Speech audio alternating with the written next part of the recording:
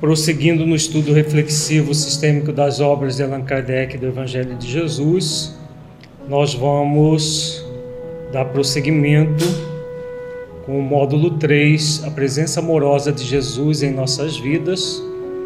E hoje nós trabalharemos o tema Jesus e o Consolador. O objetivo é refletir sobre o significado do Consolador prometido por Jesus em nossas vidas. O Consolador prometido é a doutrina espírita. E qual é o significado desse Consolador para todos nós? Vamos primeiramente fechar os olhos para a nossa meditação inicial. Entre em contato com você mesmo em essência, buscando sentir-se filho ou filha de Deus, tendo como guia e modelo Jesus. Como você sente essa realidade?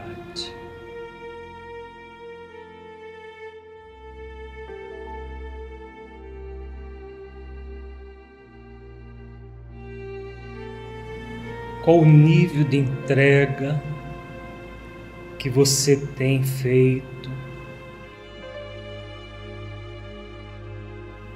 ao Cristo Jesus, nosso modelo e guia, o caminho, a verdade e a vida que nos conduz a Deus?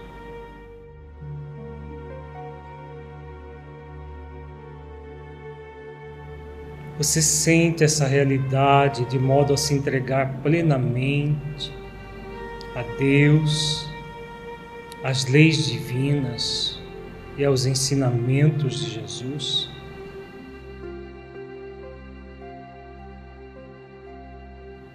Deixe fluir os seus pensamentos e sentimentos, evitando qualquer mascaramento num processo de auto-engano. Seja verdadeiro, verdadeira com você, analisando-se com autenticidade.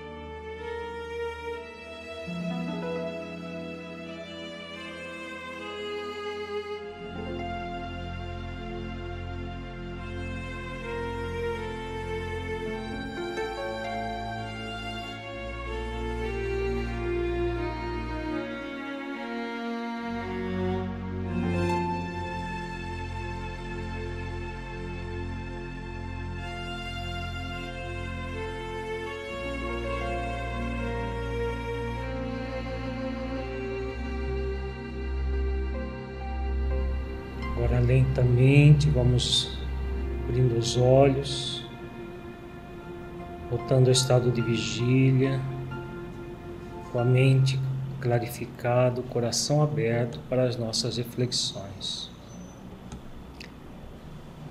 Nós estamos trabalhando a tríade Eu, Espírito Imortal,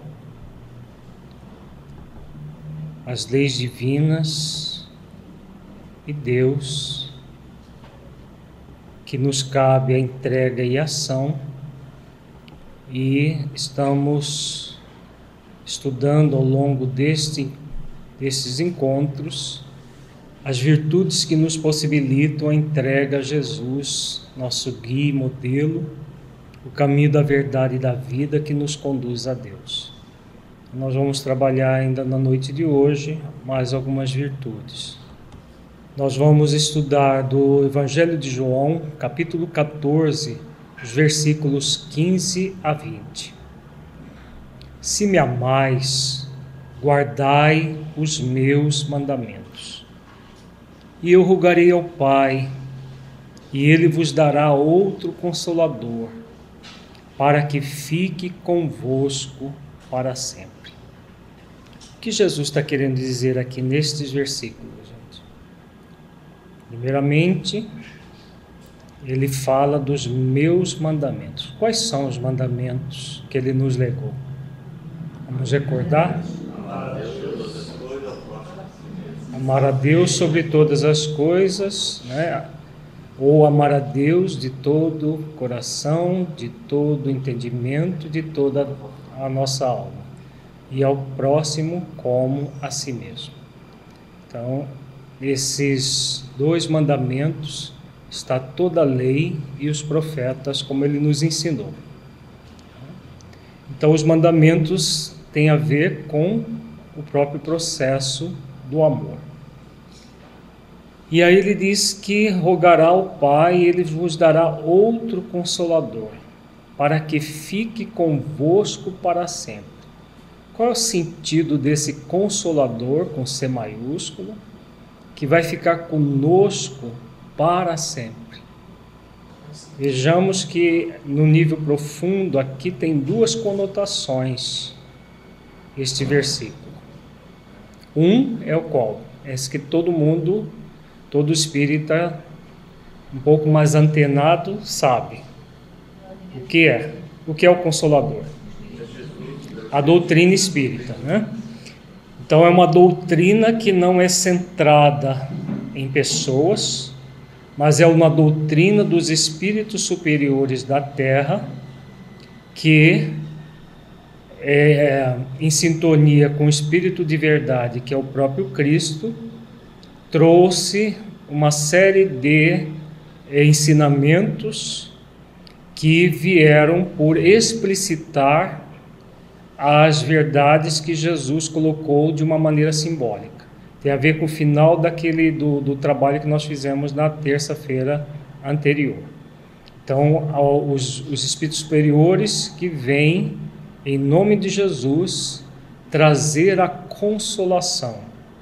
Então, a consolação é aquela que, além do consolo emocional, traz o quê? Embutido. Para ser consolação de fato.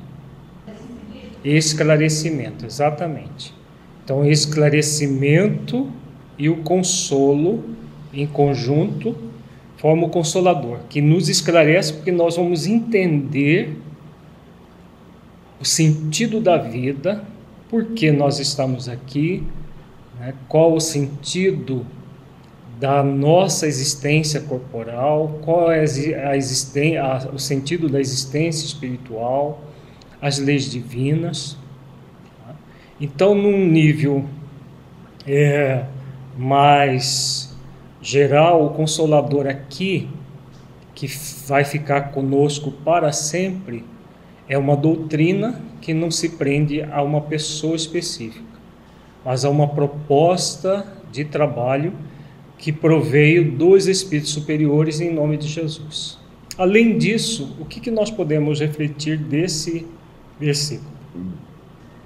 Algo que fica para sempre conosco. Está onde? Está dentro de nós, né? E como que vai estar dentro de nós?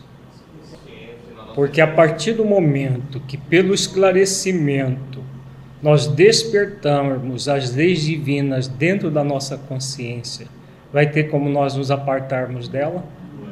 Se formos encarnar num país em que a doutrina espírita é desconhecida na próxima existência, reencarnar lá na China, lá no meio de um lugarejo na China, o Consolador vai dentro de nós nessa próxima existência ou não? Vai dentro de nós. Porque uma vez despertado, ele fica para sempre conosco. Nós poderemos não lembrar objetivamente. Eu fui espírita no Brasil, assim, em tal época, mas a essência das verdades, se nós adentrarmos verdadeiramente nessa verdade, ficará para sempre conosco. Faz sentido, gente? Então, é exatamente esse é o duplo sentido deste versículo aqui. Levanta aquela questão das pessoas que já foram espíritas no passado ou se prepararam antes de reencarnar e que muitas vezes passa por outras religiões, não se satisfaz e quando chega na doutrina espírita parece que está recordando alguma coisa. Exatamente isso, né? Porque muitos de nós já fomos espíritos, porque deu tempo, já tem 150 e poucos anos que a doutrina espírita está presente no mundo. Então pode acontecer de nós já termos sido, em uma outra existência, espíritas. E se não, aqueles que estão na linha de frente do trabalho, se não foram espíritas como encarnados, foram como desencarnados. Porque existem os espíritos espíritas e os espíritos não espíritas. O Dr. Bezerra, sempre quando se comunica, ele fala os espíritos espíritas. Porque existem espíritos católicos. O Filomeno fala de pessoas que nem noção de reencarnação têm no mundo espiritual, né? Que continua com a mente ainda muito fechada, né? Ele cita o caso numa das obras dele, não estou me recordando qual, que duas senhoras que achavam que elas estavam no purgatório, estavam em plena colônia espiritual, esperando aquele céu lá de beatitude eterna, né? E achando que elas estavam no purgatório, só aguardando o tempo de terminar a purgação delas. Então, o espírito que foi espírita, quando ele no corpo retoma todo esse conhecimento, ele revive as experiências do passado, seja na dimensão espiritual, seja na dimensão física. E tem a ver com este versículo aqui, né? Uma vez que o Consolador fez parte da nossa vida, nunca mais ele vai se apartar de nós, vai ficar para sempre conosco. O outro Consolador é ele, né? Então, ele foi o grande Consolador que trouxe a doutrina de amor para a Terra, porque até aquele momento era a doutrina do olho por olho, dente por dente, né? De temer a Deus e não de amar a Deus. Então, Jesus representa a grande consolação para a humanidade. A doutrina espírita veio apenas para reviver o seu evangelho. Ela não é uma doutrina a mais, uma religião a mais para competir com as outras. Por isso que é o outro Consolador, vem para reviver a proposta do Cristo. Já antevendo que os seus ensinamentos seriam esquecidos e deturpados, Jesus nos promete enviar o Consolador para ficar conosco para sempre. Reviver o que ele tinha dito e nos ensinar aquilo que ele não podia ter dito devido à imaturidade da humanidade na época. Então, o grande papel do Consolador é reviver de uma forma simples e pura aquilo que ele nos trouxe e explicitar de uma forma não alegórica aquilo que ele trouxe de uma forma alegórica, porque nós não tínhamos maturidade para entender a época de uma forma mais clara. O Espírito de verdade, que o mundo não pode receber, porque não o vê nem o conhece, mas vós o conheceis, porque habita convosco e estará em vós. De que ele está falando aqui, gente? Que espírito de verdade é esse? Também esse versículo tem dupla conotação. O espírito de verdade seria ele mesmo, que veio com o pseudônimo do espírito de verdade. Sim, essa é uma das facetas do versículo. Porque espírito de verdade, na verdade, é um pseudônimo que o próprio Cristo usou para se comunicar. Fica muito claro isso nas obras básicas. E o Livro dos Médiuns tem uma mensagem que é atribuída a Jesus, que Kardec nem assina e faz um comentário. E essa mesma mensagem, resumidamente, um pouco mais resumida, ela está em o Evangelho segundo o Espiritismo, no capítulo 6, o Cristo Consolador. E esse capítulo 6, se nós pegarmos todas as instruções do Espírito de verdade que constam ali, nós vamos ver a linguagem do Cristo toda nela, toda. As expressões, em verdade vos digo, venho como outrora entre os filhos desgarrados de Israel. Então esse Espírito de verdade é o próprio Cristo. Agora, por que o Espírito de verdade, que mundo não pode receber porque não o vê, nem o conhece, mas vós o conheceis, porque habita convosco e estará em vós. Que sentido é esse aqui? É o próprio Cristo interno que nós trazemos dentro de nós, exatamente. Se o Espírito de verdade é o Cristo, com C maiúsculo, que é Ele, o Espírito de verdade que habita em nós é o Cristo interno que somos. Tem a ver com tudo que nós trabalhamos no nosso encontro passado, que nós trazemos um Cristo a ser despertado em nós. Por isso que ele diz: vós o conheceis porque habita convosco e estará em vós. Então, dentro da criatura. E os que não o conhecem, com o tempo, vão ser convidados a conhecer. Exatamente isso. Não vos deixarei órfãos, voltarei para vós. Qual o sentido desse versículo? Ele está falando da segunda vinda. Que segunda vinda é essa? Aqui é a vinda dele como Espírito de verdade, com pseudônimo, que ele já esteve entre nós. Os nossos irmãos evangélicos até hoje esperam a segunda vinda daquela forma retumbante que ele usa de uma forma metafórica nos evangelhos, que ele vinha com soar de trombetas e tudo mais. Na verdade, aquilo tem a ver com a transição planetária e com o despertar consciencial da criatura. Essa vinda não foi em corpo físico, como muitos ainda esperam, mas em espírito de verdade, desencarnado, ele só esteve uma vez encarnado em nós e só estará uma vez, nunca mais estará encarnado entre nós, porque não há necessidade mais. Houve aquela necessidade naquele momento histórico, mas agora a presença dele vai se fazer cada vez maior dentro de nós, em espírito e em verdade. Por isso o Espírito de verdade que não nos deixa órfãos. Ao longo do tempo ele mandou outros emissários em nome dele e esteve diretamente comunicando-se através de médiuns no século XIX. Depois não mais. Ainda um pouco e o mundo não me verá mais, mas vós me vereis, porque eu vivo e vós vivereis. De que ele está falando aqui? Do Cristo interno. E que mais? Tem duas conotações também. Dele, que logo em seguida, daqui todos esses textos que nós estamos estudando, eles aconteceram um pouco antes da crucificação. Ainda um pouco e o mundo não me verá mais, ele em corpo físico. Mas vós me vereis. Onde?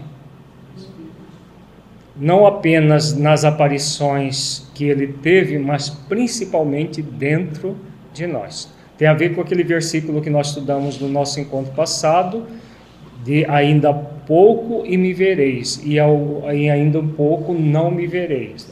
Aliás, o contrário, ainda pouco não me vereis e ainda um pouco me vereis, que nós trabalhamos no nosso encontro anterior, que é o Cristo, ele, o Cristo modelo e guia, e o Cristo interno que somos convidados a desenvolver, como nos ensina o mentor Honório, como nós fizemos a exegese no nosso encontro anterior. Se tem a ver com a questão da marca do Cristo que nós trazemos em nós, sim, exatamente. Porque nós fomos entregues a Ele para que Ele nos conduza a Deus no tempo de cada um de nós. Então nós trazemos em nós as marcas do Cristo e por isso nós vivemos nele e ele em nós. Por isso que ele diz aqui, porque eu vivo e vós vivereis. Esse viver no Cristo pela transformação interior. Não é um processo simplista como as pessoas dizem. Vou me entregar a Jesus e pronto, agora ele resolve o resto da minha vida. Não é nesse sentido. É a entrega ao modelo e guia para que ele nos conduza a Deus. Chega um momento que o Espírito de verdade vem para falar dentro de nós, na nossa própria consciência. É o papel da doutrina, que é o consolador, e do Espírito de verdade, que ele próprio que vem despertar cada vez mais o Cristo interno, para que nós possamos aí decodificar as leis divinas sem nenhuma alegoria, em plenitude. Boa pergunta, mas as pessoas que ainda não aceitam a doutrina, porque não desenvolveram o seu Cristo interno, na verdade o Cristo interno, ele é já a criação divina, não tem como nós negarmos o Cristo interno. É a essência divina que somos criados imagem e semelhança do Criador. Então, isso não temos como a pessoa, esse aqui tem Cristo interno, esse aqui não tem. Todos nós somos um Cristo interno, não é ter, porque nós somos. Agora, tem alguns que trazem o Cristo interno ainda em sono, a consciência de sono, e outros que já estão em consciência desperta. A doutrina espírita é a doutrina por excelência daqueles que já estão em consciência desperta. Não é uma doutrina para qualquer pessoa, exatamente porque ela é uma doutrina que não favorece o auto-engano, muito pelo contrário, ela chama as responsabilidades que nós trazemos em nós, e só é possível ser espírita de fato. Nós estamos falando de espírita com E maiúsculo, né? Porque tem os espíritas que só frequentam centro espírita como uma religião a mais nas suas vidas, e não é esse o espírita propriamente. Mas aquele que adentra em profundidade na doutrina é porque já despertou a sua consciência. Os demais ainda estão por despertar. Tem muita gente que está dentro do movimento espírita que ainda está por despertar, porque continua com as mesmas práticas ancestrais, atávicas, das religiões de origem, sem mudar ainda a forma como concebe a vida. Naquele dia conhecereis que estou em meu Pai, e vós em mim, e eu em vós. De que ele está falando aqui, gente? Vejamos que, como nós vimos o mentor Honório falando no texto que nós trabalhamos no nosso encontro passado, que as palavras de Jesus são palavras de vida eterna. Não era só para aquelas pessoas, porque ele estava falando aqui os discípulos mais íntimos, dentre eles João, que registra tudo isso e nos lega no seu evangelho. Só João que escreve essas coisas aqui. São as questões mais íntimas que Jesus colocou. Então, havia um momento histórico em que ele falou isso, mas as suas palavras são palavras de vida eterna para todos as suas ovelhas, todos, sem exceção, as suas palavras. Então, que dia é esse que ele está falando aqui? O dia do despertar consciencial. Exatamente o dia do despertar consciencial. Cada pessoa tem o seu dia, né? Esse dia não é igual para todo mundo. Cada um tem o seu dia. Então, naquele dia, a pessoa vai conhecer que eu estou em meu Pai. Eu e o Pai somos um. Então, a pessoa desperta para ver que o modelo e guia da humanidade é Ele. Não há outra forma de chegar ao Pai, senão por Ele. No caso nosso, da humanidade terrestre, né? Então não há outra forma de chegar ao Pai a não ser por Ele. Então só no dia do despertar da consciência é que nós reconhecemos isso. Até o nosso despertar a gente fica achando que é com puerilidades, é simplesmente frequentando uma igreja, uma religião, é só fazendo coisas pueris, bem materiais, um religiosismo, que a gente está tudo resolvido em relação a Deus e as questões do espírito. Mas é muito mais amplo e profundo do que isso. Então, esse conhecimento que Jesus é o nosso grande modelo, o nosso guia, e que nós somos convidados a entrar em sintonia plena com Ele.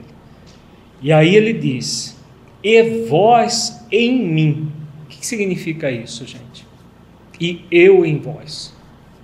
O Cristo interno que traz em si o quê? As marcas do Cristo, o que nós acabamos de falar, né? Então traz em si as marcas do Cristo, vós em mim e eu em vós. O processo é duplo. Nele há alguma coisa que nos identifica. Por isso que ele nos conhece todos pelo nome, né? Todos. Os 7 bilhões e pouco de pessoas encarnadas, quer sejam cristãos ou não, e mais os tanto desencarnados no planeta Terra, né? Por quê? Há algo em nós que está nele e há algo dele que está em nós. São o que nós chamamos de as marcas do Cristo, numa linguagem paulina, que ele fala que as marcas do Cristo estavam nele. Por quê? É aquele momento em que a criatura cai em si, percebe a realidade e desperta para isso. Até aquele momento ela fazia isso de uma forma passiva, pela a evolução na horizontal da vida. A partir desse dia que a pessoa cai em si, ela passa a evoluir na vertical da vida. No versículo anterior ele fala do mundo, daqueles que estão no mundo e que não o conhecem. Não significa que não seja, traga dentro deles, né, das pessoas que ainda estão na consciência de sono, tragam o Cristo interno e as marcas dele dentro delas. Só que elas ainda estão evoluindo na horizontal da vida. A partir do momento que chega o dia que a pessoa cai em si, ela passa a evoluir na vertical da vida, e porque ela desperta para o Cristo interno e a sintonia plena com Cristo Jesus. Ficou claro, gente? Faz sentido? Porque é o Cristo interno, pleno e consciente, e o Cristo Jesus, nosso modelo e guia, que nos leva até Deus. Como nós estamos vendo, nós fomos entregues para Ele, para que Ele cuide de nós até a crucificação, todos sem exceção, desde o instante que nós entramos no reino nominal. E o mentor Honório, no livro Dias Felizes, ele tem uma mensagem, Aliança Imperecível, que ele diz que quando nós estivermos na condição de espíritos crísticos, nós continuaremos ligados a Ele numa aliança imperecível. Ele será o nosso Cristo Mestre quando nós formos espíritos crísticos. Imaginemos, né, ao longo do tempo, todos nós, espíritos crísticos, com Ele como Cristo Mestre, já num nível de evolução incomensurável, cuidando de uma galáxia. No mínimo é isso aí que acontece, né? Porque hoje ele é o governador de um sistema planetário. Existem as constelações, que é um conjunto de sistemas planetários que tem o seu governador. Os sistemas planetários se unem formando as galáxias, que tem também o seu governador espiritual. As galáxias estão agrupadas também em umas ligadas às outras. Por exemplo, a Via Láctea com a Andrômeda, que é a mais próxima de nós. E assim nós vamos ao infinito. E tudo isso são espíritos cada vez mais purificados, cada vez mais experientes, vamos dizer assim, porque a pureza já alcançaram, mas cada vez com maior capacidade de governo juntamente com outros espíritos crísticos. Se essa é a iluminação plena do Siddhartha Gautama, não. Do Siddhartha Gautama não foi iluminação plena. Foi o processo da individuação, aquela iluminação do espírito que alcança o estado superior, não o estado crístico. O Buda não é um espírito crístico. na terra que nós conhecemos só Jesus. Aqueles que têm os meus mandamentos e os guarda, este é o que me ama. E aquele que me ama será amado de meu Pai. E eu o amarei e me manifestarei a ele. O que ele está dizendo aqui, gente? Se nós observarmos ao pé da letra, dá a impressão que Jesus se contradiz em muitos momentos. Quando ele fala que das ovelhas que meu Pai me confiou, nenhuma se perderá, e que independente de qualquer coisa nós estamos ligados a ele, por que ele diz isso aqui agora? É só na aparência que é a contradição, que nada que ele disse era contraditório. É possível nós estarmos conectados com Cristo de forma passiva? Não. Só de forma ativa. Exatamente disso que ele está falando aqui. Faz sentido? Aqueles que têm os meus mandamentos. Ele não deixou os mandamentos para todo mundo? Mas tem aqueles que guardam os mandamentos, no sentido de que exercita-os no seu dia a dia. Esse é o que me ama. Porque aqueles outros que não fazem isso estão o quê? Ligados ao mundo, vivendo na horizontal da vida. Os que o amam são aqueles que estão no esforço de desenvolver-se na vertical da vida. E aí ele diz, aquele que me ama será amado de meu Pai. Não é estranho isso? Deus não ama todos nós? Por que só aqueles que me amam será amado de meu Pai? Não tem a ver com Deus, tem a ver com nós sentirmos-nos amados. Porque uma coisa é Deus amar todos nós indistintamente. Agora, o sentimento de ser amado só para aqueles que estão na vertical da vida. Por isso que numa situação muito grave, as pessoas que estão na horizontal da vida, mesmo as religiosas, ficam de mal com Deus, tremem nas bases. Por quê? Elas querem as benesses divinas por um amor pueril só de participar de rituais, como se a vida fosse assim, e não um processo de esforço, de dedicação, para sentir esse amor dentro de si. E o final, e eu o amarei e me manifestarei a ele. De que ele está dizendo aqui? Aqui ele está falando do Cristo interno. Que manifestação é essa? A manifestação do Cristo interno. A partir do momento que nós estamos sintonizados com os mandamentos, que é amar a Deus de todo o coração, de toda a alma e de todo o conhecimento, coração e alma, e ao próximo como a si mesmo, o que nós fazemos? Nós manifestamos o Cristo interno. E esse amor está em sintonia com o amor do Cristo Jesus. O amor do Cristo Jesus nos leva a sentir o amor do Pai. E aí, nessa sintonia amorosa, tudo flui em nós. Ela se sente pertencendo ao universo. É mais do que se sentir inclusa. Ela se sente um presente do universo e pertencendo ao universo. Ela supera definitivamente o sentimento de abandono, que a pessoa que está dessintonizada com a essência divina e com Deus se sente abandonada no mundo. Se é aí que a pessoa se torna holocentrada, sim. A pessoa holocentrada é aquela que despertou para a vertical da vida, que ela ama a si mesma e faz exercícios para amar o próximo como a si mesmo.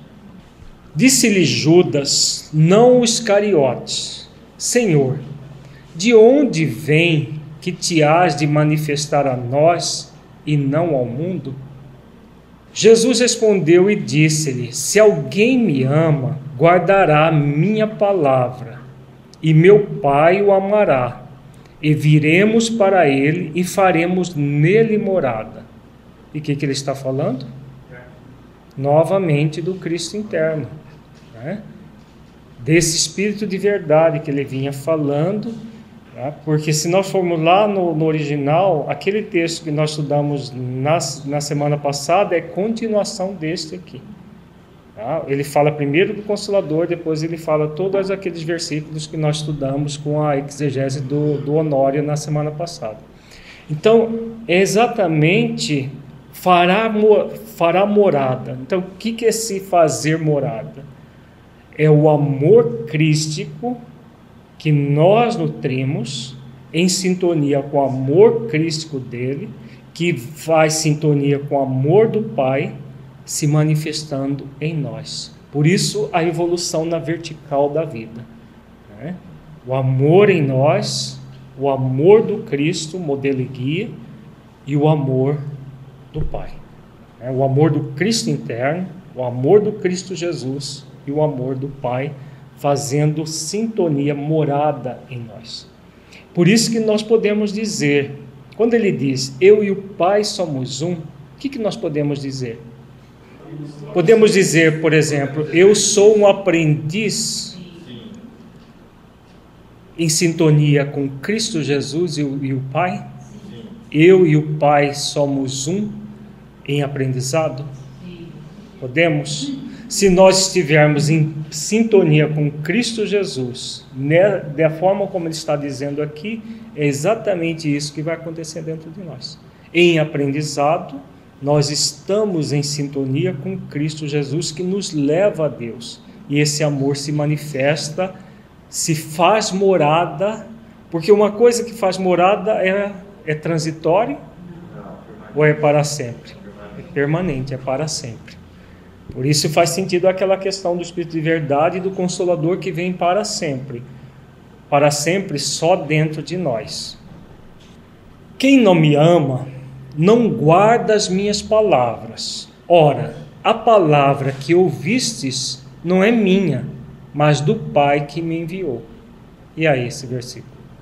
É praticamente uma continuidade do anterior, e que nós acabamos já comentando, né?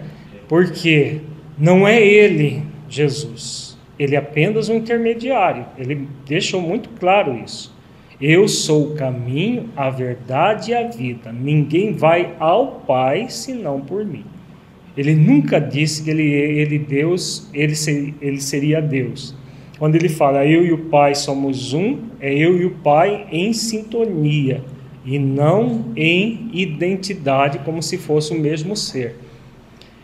Então, em sintonia, e essa sintonia, quando nós guardamos as palavras dele, que são palavras de vida eterna, o que nós estamos fazendo? O que nós estamos fazendo, gente? Nós estamos nos sintonizando em profundidade com o Pai, que o enviou. Faz sentido? Por isso que ele diz, as minhas palavras não são minhas, são do Pai, mas do Pai que me enviou. Então a sintonia com as palavras dele, trazendo essa palavra para dentro de nós, aí em sintonia com ela, no exercício de autotransformação, todo o processo acontece. Se nós podemos dar o sentido da palavra às leis de Deus, exatamente, porque não foi isso que Jesus nos trouxe? Todos os ensinamentos dele foi para ensinar as leis divinas. Quando ele fala do maior mandamento, que lei divina ele está ensinando? Só do amor? Amor, justiça e caridade. Não é amar ao próximo como a si mesmo, a Deus sobre todas as coisas? Então, ele veio apenas ensinar as leis. Por isso que as palavras dele não são dele. Não são palavras para ensinar a lei, e a lei é de quem? É de Deus. Então as palavras é do Pai que me enviou. Eu não vim destruir, mas dar cumprimentos. Ele estava se referindo aí não aos profetas antigos de Israel, que ele não veio destruir mesmo, porque ele veio apenas ensinar aquilo que eles não puderam ensinar. Assim como o Consolador, que é a doutrina espírita, veio para ensinar aquilo que ele não pôde ensinar naquela época, explicitamente. Ele ensinou tudo, mas de uma forma implícita. Todas as leis divinas estão lá no Evangelho de Jesus, todas, sem exceção. Agora, elas estão de uma forma metafórica, alegórica. Tenho-vos dito isso estando convosco. O que ele quer dizer aqui? Através dos seus exemplos, exatamente. Esses exemplos dele estão para sempre conosco ou não? Estão para sempre, né? Porque ficou vivo para a humanidade, isso para sempre. Não foi só aquele momento histórico. Se tem a ver com o exemplo, que ele é assim, tudo aquilo que ele nos exemplificou está dito e está conosco para sempre. Tá? Daqui a pouco nós vamos estudar um outro versículo que o Honório faz a interpretação, porque ele era bem mais difícil, nós não conseguimos, aí ele fez para nós, para todos nós, e aí vamos entender melhor isso. Mas aquele Consolador, o Espírito Santo, que o Pai enviará em meu nome, vos ensinará todas as coisas e vos fará lembrar de tudo quanto vos tenho dito. O que ele está querendo dizer aqui? Então, o Consolador aqui é a doutrina espírita. O Espírito Santo, o que é?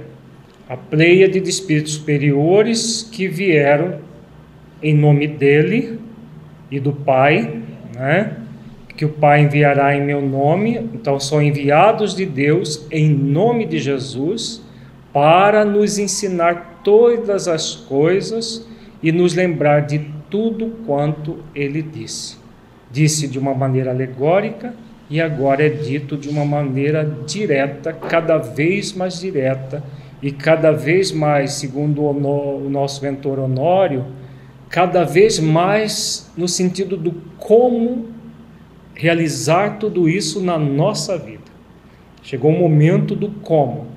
Houve o momento do que o Consolador veio, as obras básicas foram cunhadas, depois vieram várias obras subsidiárias, através de médiuns muito bem preparados, como Chico Xavier, Divaldo Franco, Ivone Pereira e outros, e trouxeram uma explicitação daquilo que está nas obras básicas, do que fazer, e agora uma das funções do projeto Espiritizar aqui da nossa federação, tanto do nosso trabalho semi-mediúnico quanto o próprio trabalho mediúnico que eles têm nos trazido, é do explicitar como agir, como trabalhar, né? Lembrar de tudo que Jesus já havia dito, mas colocar tudo isso dentro das nossas vidas.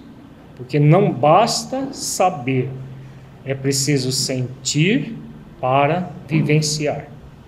Esse é o grande papel do Consolador em nossas vidas.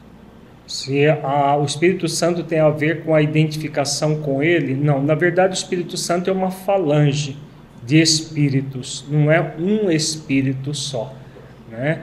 A crença dos evangélicos é do Espírito Santo como sendo um espírito que vem só que se comunica com eles, né? E com mais ninguém.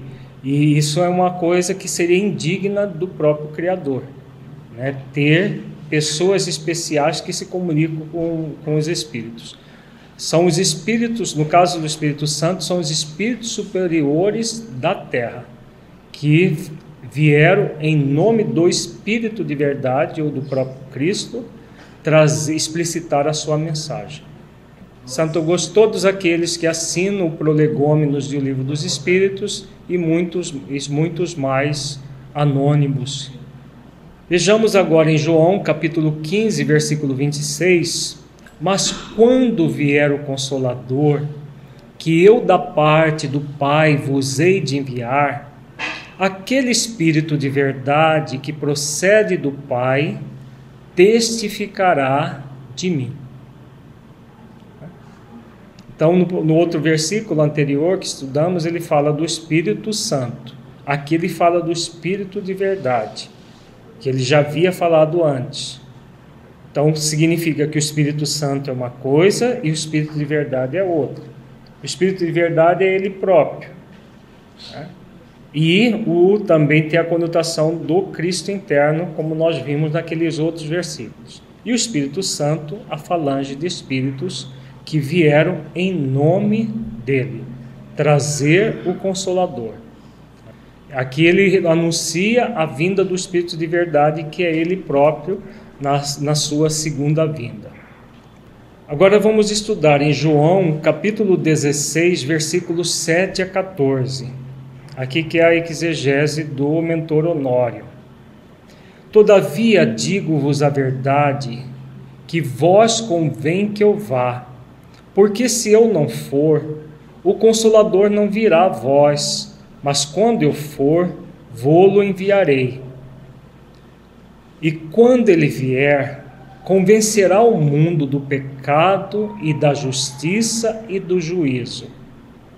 Do pecado, porque não creem em mim.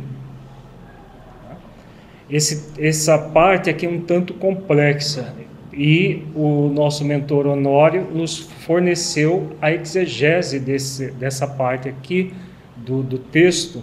Então nós vamos trabalhar a exegese dele. Então a exegese foi oferecida pelo médium Afro Stefanini, o espírito Honório. Vamos só voltar aqui para a gente ver cada um dos versículos e vamos ver o que ele está querendo dizer, e depois nós aprofundamos na exegese. Primeiro ele fala: todavia digo-vos a verdade, que vos convém que eu vá. Vá para onde? Que ele volte à posição dele como rei solar, como diz Joana de Ângeles, né? Meu reino não é deste mundo. Então ele voltou ao Pai. Quando ele aparece para Maria de Magdala, o que ele diz? Alguém lembra? Não me toques, porque ainda não subi até meu Pai. Né? Significando que numa outra dimensão muito acima da Terra. Então é essa dimensão que ele ia logo depois da sua desencarnação. Aí depois ele diz: se eu não for, o Consolador não virá a vós. Era possível ele não desencarnar nunca? Não, porque ele estava encarnado num corpo comum, normal, como todo mundo. Por que ele diz aqui que vos convém que eu vá, porque se eu não for, o Consolador não virá a vós? Porque ele próprio que estaria coordenando a vinda do Consolador, né? E a questão também do Consolador interno. Não tem a ver com o que nós estudamos agora há pouco? Então, é o Consolador dentro de nós também. Né? A coordenação dele do Consolador prometido e o Consolador dentro de nós.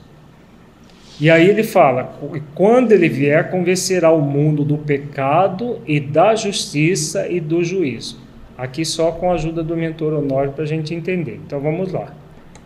Aí ele vai falando a relação do pecado, porque não crê em mim. Então, de que ele falou aqui? Vamos lá para a exegese. O grande pecado da alma é o movimento da criatura em contrariar constantemente as leis do Criador. Jesus nos trouxe a verdade e até hoje a maioria não acredita de fato nessa verdade. Faz sentido isso, gente?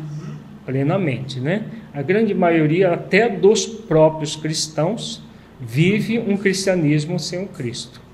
Né? A maioria deles, com raras exceções, vivem verdadeiramente as verdades do Cristo dentro de si. Então é o grande pecado da alma. Agindo contrário à lei do amor, uma das leis é essa, mas não é só a lei do amor. Todas as leis, porque todas elas se somam. Inclusive a própria lei de liberdade. Por exemplo, a pessoa que se culpa, ela quer caçar a lei de liberdade para ela mesma. Porque ela não admite que ela possa errar, e aí todas as vezes que ela erra, ela quer caçar a lei de liberdade que ela tem de aprender com seus erros e aprender com os acertos. Não deixa de ser um processo de desamor, né, de contrariar a lei do amor, mas a lei de liberdade está em conjunto. Então não dá para separar as leis divinas, são todas, se somam E as virtudes que nós somos convidados a desenvolver para praticar essas leis, também elas se somam. Jesus diz que o Consolador virá para convencer em respeito ao pecado, isto é, esclarecer sobre o quanto a criatura está contrariando as leis divinas, na própria intimidade e nem se dá conta disso. Pecado significa o errar o alvo. Então a criatura, de modo geral, está errando o alvo. Qual é o alvo? Trabalhar em si as leis divinas. A maioria distancia-se delas. Então quando ele diz que o Consolador virá convencer a respeito do pecado, qual é o sentido disso? O esclarecimento que a doutrina espírita traz sobre o quê? Sobre as leis divinas. Então, o esclarecimento que a doutrina espírita nos traz sobre as leis divinas não tem como alegar ignorância. Tem? Não, mas eu não sabia. Está muito claro. Só para aqueles que não querem saber a verdade aí, essas ainda estão num processo de rebeldia com elas mesmas. Mas ela vem para esclarecer tudo. E para que, a partir desse esclarecimento, o que aconteça? O que acontece? Ele fica para sempre conosco. Nós acabamos de ver agora há pouco, o Consolador fica para sempre conosco, dentro de nós. Se você se torna uma pessoa esclarecida, você vai voltar para trás? Vai retrogradar? Ninguém retrograda. Então fica para sempre conosco. A criatura que está focada no egoísmo e no orgulho acredita que está direcionada para o certo, mas de fato erra o alvo, contrariando as leis divinas na sua intenção e não em realidade, pois não é possível derrogar essas leis.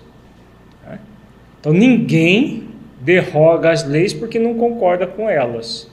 Mas a pessoa, naquele momento, ela se insurge contra a lei, num processo de rebeldia. E aí o que vai gerar para elas? Sofrimento. Né? É o sofrimento que vai fazer com que elas acertem o alvo.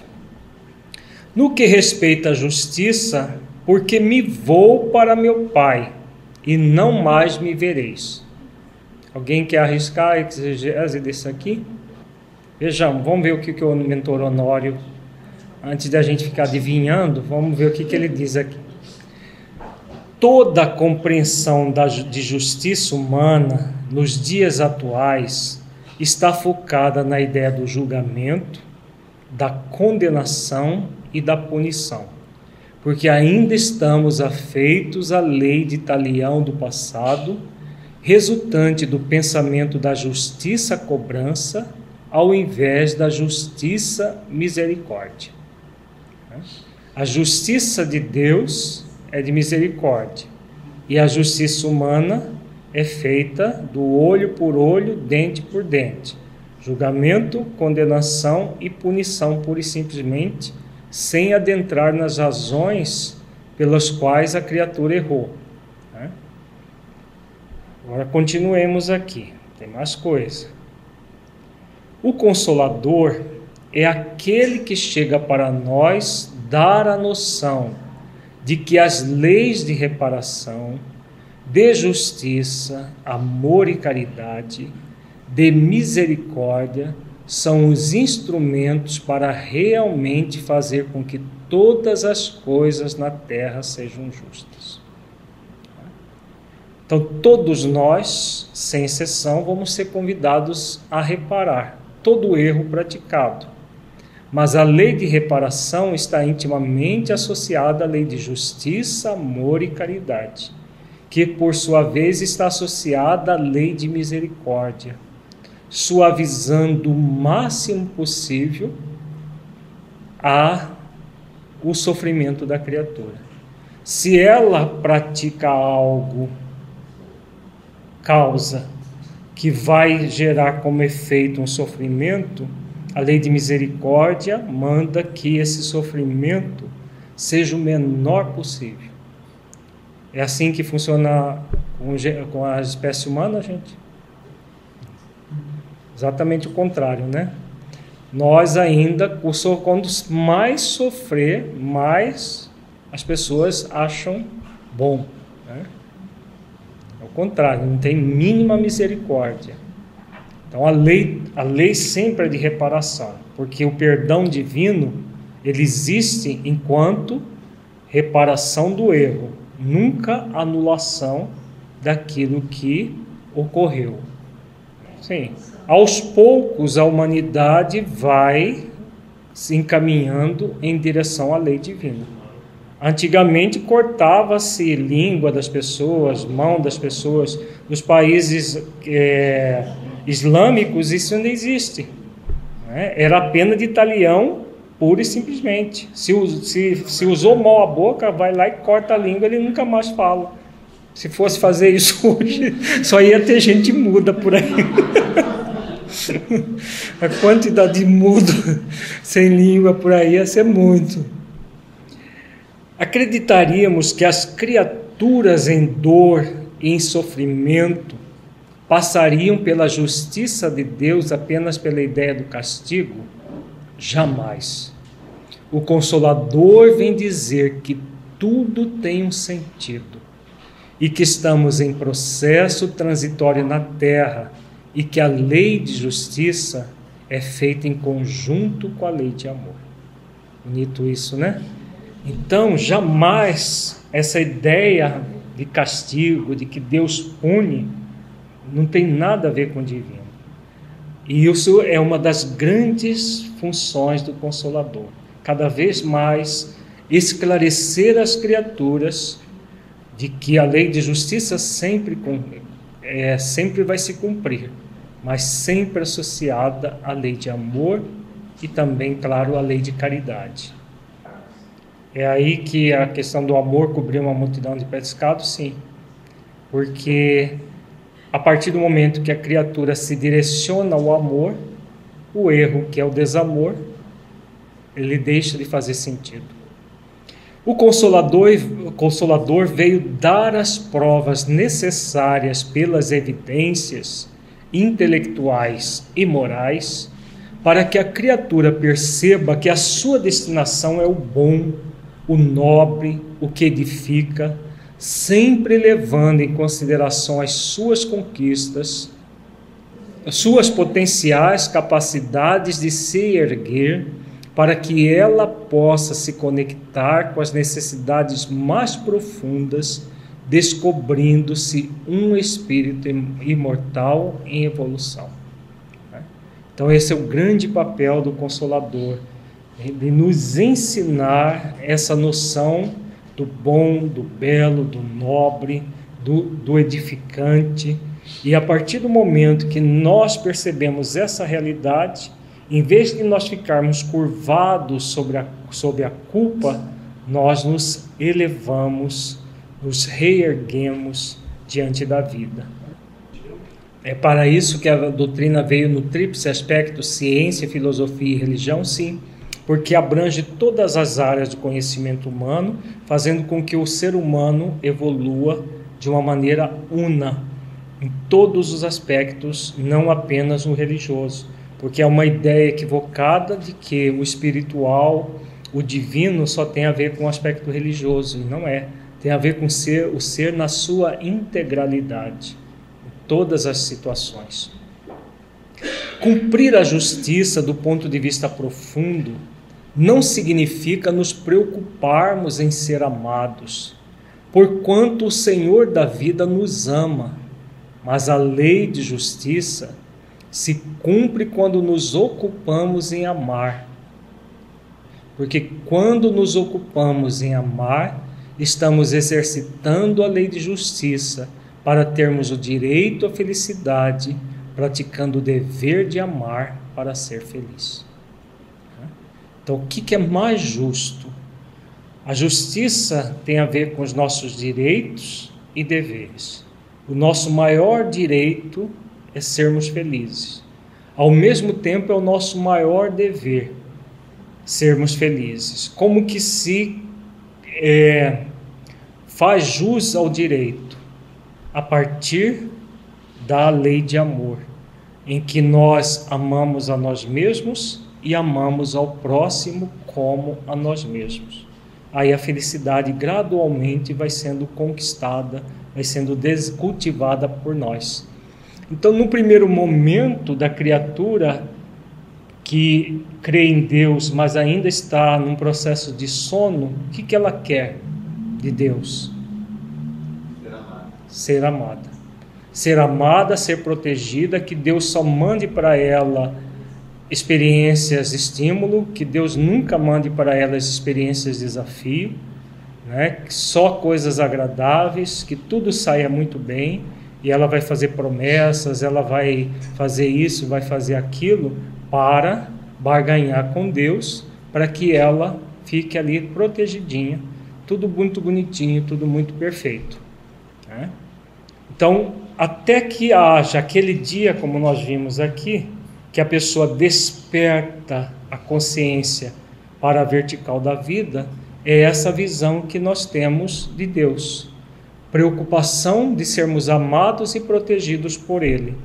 Enquanto que, a partir do momento que nós despertamos a consciência para a lei de amor, justiça e caridade, nós vamos entrar no movimento de amar e não de sermos amados. O movimento de ser amado na satisfação dos nossos caprichos, exatamente, num movimento egóico, porque é um movimento egóico de ser amado. Por isso o movimento da barganha. Não, eu vou fazer isso aqui para Deus, como se Deus precisasse de alguma coisa de nós, para que Ele me pague fazendo tudo o que eu quero. Esse movimento totalmente egóico. Como ele diz, o Senhor da vida nos ama, mas somos convidados a nos ocupar em amar. Porque o amor de Deus é indistinto para todos nós. Nós é que devemos nos ocupar em amar, porque é essa a lei da vida. E é só amando que nós vamos ser felizes. Portanto, o grande papel do Consolador no que respeita à justiça é se reportar à grande necessidade do espírito imortal, que é amar, pois amados todos somos pelo Criador da vida. Então nós já somos amados. O que nos cabe? Amar. Né? Por isso que o maior mandamento que ele vem falando, ele vem criando todo um raciocínio. Então nossa função é cumprir esse maior mandamento, mandamento que significa mesmo, gente, no nível profundo, exercício. Não é uma ordem, uma obrigatoriedade, mas um exercício que nós vamos fazer diariamente. No que respeita ao juízo, porque já está julgado o príncipe deste mundo. Isso aqui é mais difícil ainda de interpretar do que os outros. No que respeita ao juízo, porque está julgado o príncipe deste mundo. O que ele está querendo dizer aqui? Jesus fala de uma forma tão profunda que nos remete a uma questão fundamental. Por que está julgado o príncipe deste mundo? Neste momento, ele coloca-se na posição do governador cósmico, o governador do planeta, o príncipe do mundo. Então, ele está falando dele aí, né? Do príncipe do mundo, o espírito mais puro que Deus nos colocou para nos servir de modelo e guia. A palavra julgado não está na concepção como a entendemos hoje. Essa frase, em uma conotação psicológica transpessoal consciencial, tem um sentido de estabelecimento da verdade que Jesus, o nosso mestre, veio trazer. Ou seja, a verdade já foi estabelecida. Nós a conhecemos, já sabemos de sua existência e de seu significado para toda a humanidade. Antes, Jesus era apenas um anúncio dos profetas da antiga Israel, mas agora toda a verdade é conhecida e o Consolador vem para que essa verdade seja relembrada.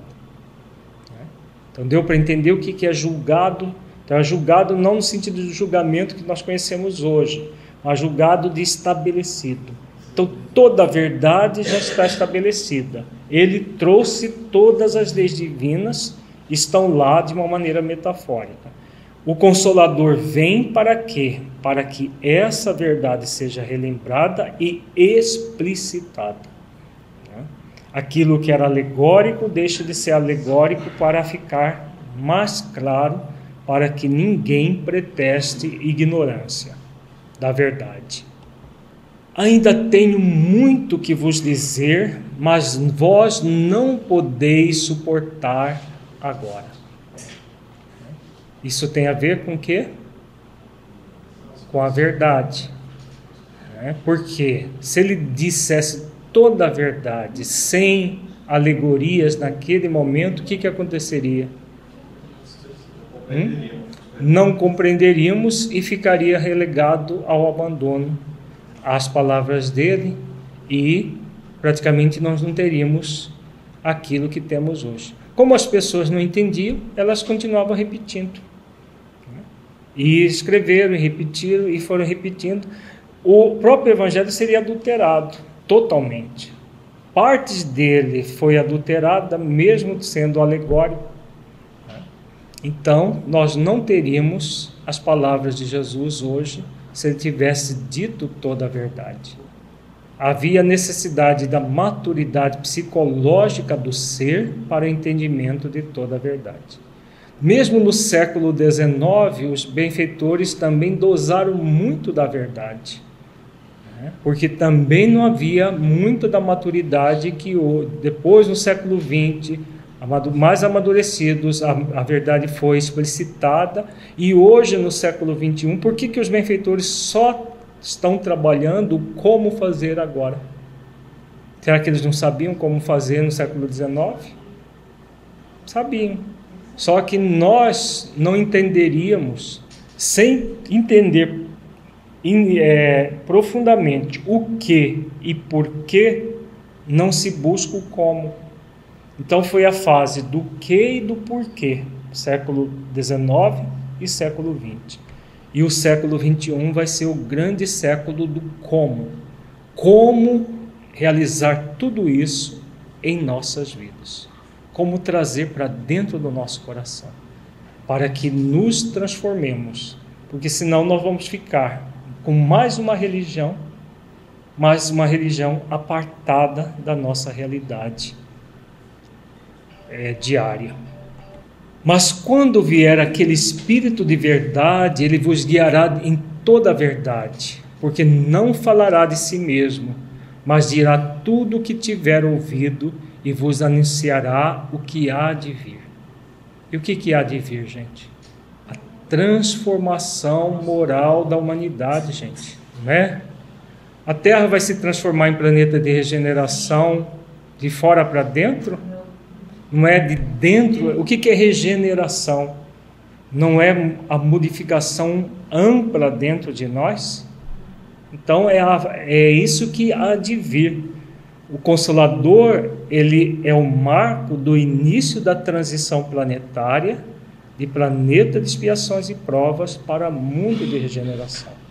Quando o Consolador veio, em 1859, alcançamos um nível de maturidade que estaremos neste século concluindo esse início do amadurecimento para a regeneração, e a regeneração nada mais é do que a transformação moral da humanidade. Por isso que é o grande século do como, este aqui, o que o Mentor Honório tem nos ensinado, né? É o como agir para nos transformarmos em pessoas melhores. Por isso que ele diz aqui, aquele Espírito de verdade, ele vos guiará em toda a verdade. É diferente do dizer toda a verdade. Guiar. Como que se guia? Sem colocar como dar um passo de cada vez. Dá para entender isso, gente? Porque não falará de si mesmo. Trará novamente as palavras que pertencem a quem? Ao Pai, né? Ao Deus, porque trará as leis de Deus, mas dirá tudo o que tiver ouvido e vos anunciará o que há de vir. Todo o processo de transformação da humanidade. Ele me glorificará, porque há de receber do que é meu e vô-lo há de anunciar. O que ele quis dizer aqui? Da cristificação de todos nós? Exatamente. Porque o que é a transformação moral? A transformação moral é transformarmos-nos cada vez mais em espíritos bons, né? Sair da escala inferior, da escala dos espíritos neutros, para ir para a escala dos bons espíritos. Somente os bons espíritos que herdarão a terra. Não é o que ele disse? Bem-aventurados os brandos e os pacíficos, porque eles herdarão a terra. E é isso que ele veio para anunciar, que o Consolador veio para anunciar. Essa fase de transformação da humanidade.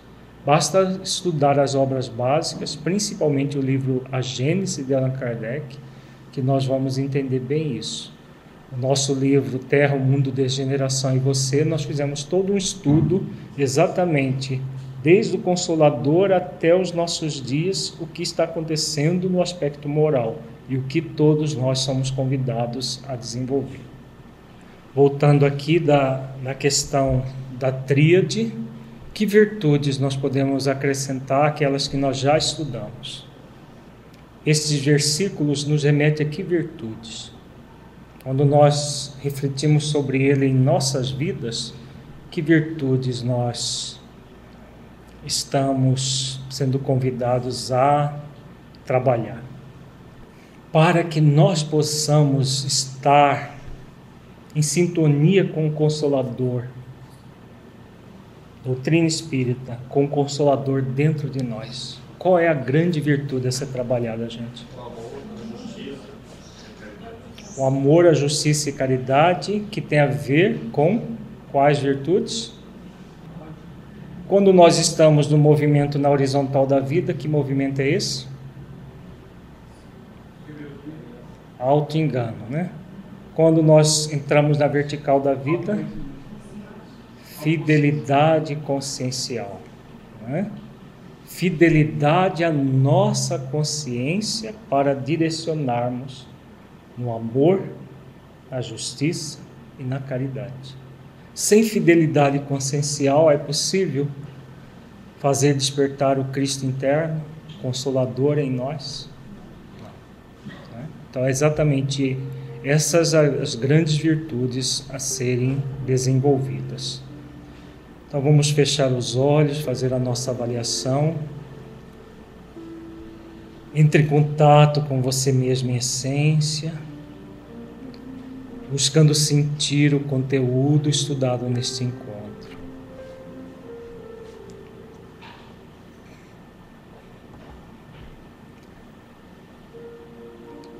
O que você entendeu do conteúdo que se aplique à sua vida?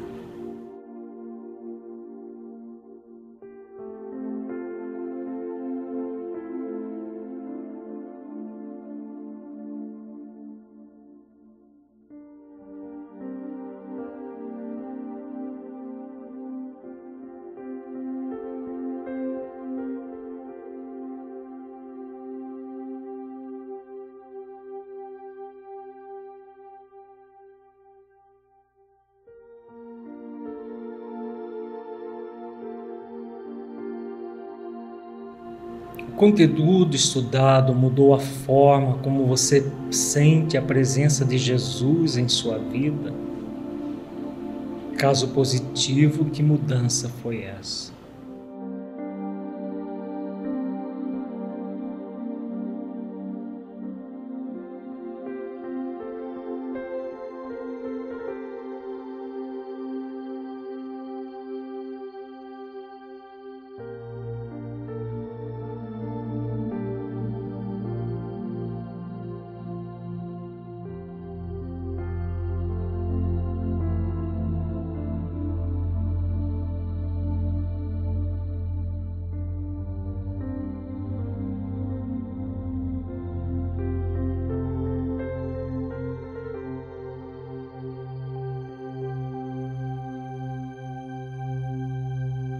Neste encontro, refletimos sobre a importância e o significado do Consolador em nossas vidas,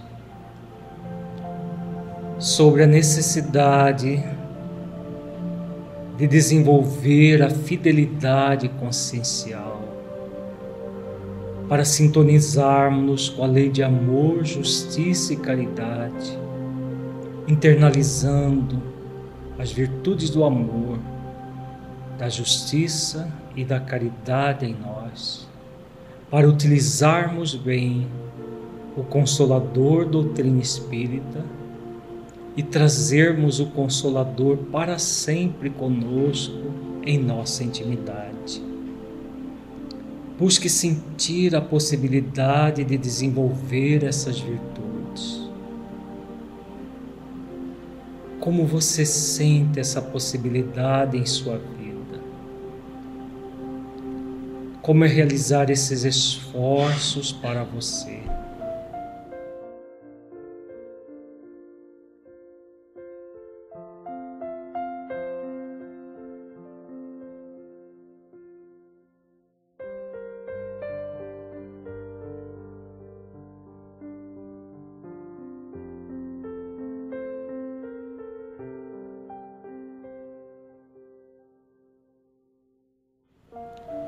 Você compreendeu a necessidade de fazer esforços para modelar Jesus, tornando o seu caminho para a verdade e para a vida, construindo o reino de Deus dentro de si mesmo ou de si mesma?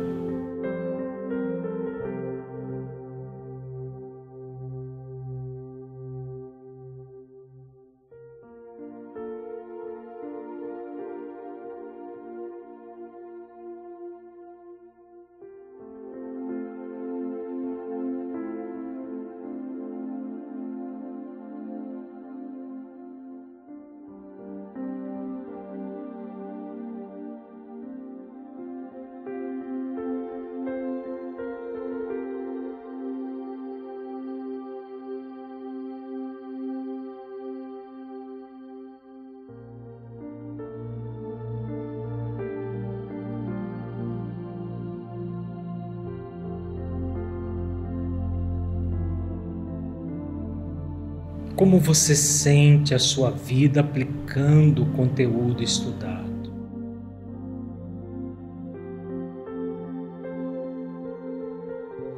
Ele pode melhorar a sua vida em sua busca de autotransformação e nas suas atividades na prática do bem?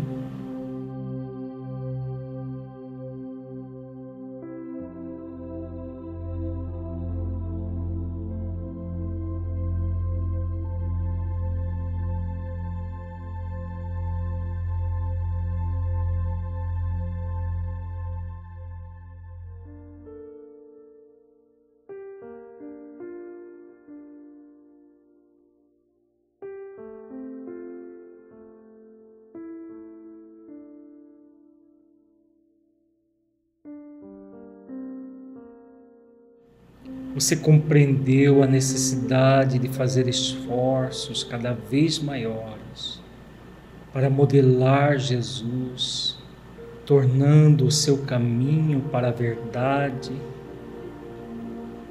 e a vida cada vez mais intensamente?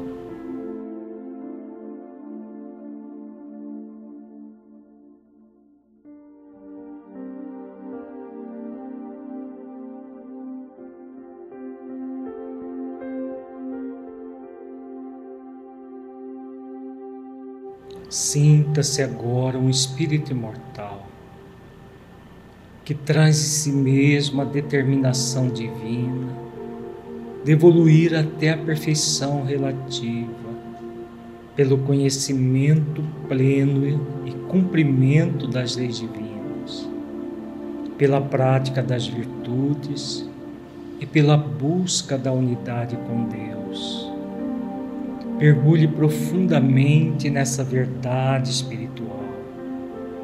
Sinta-a, veja-se, desenvolvendo todas as virtudes essenciais da vida ao longo do tempo, desenvolvendo o poder real em si mesmo, sentindo a presença amorosa de Jesus em sua vida.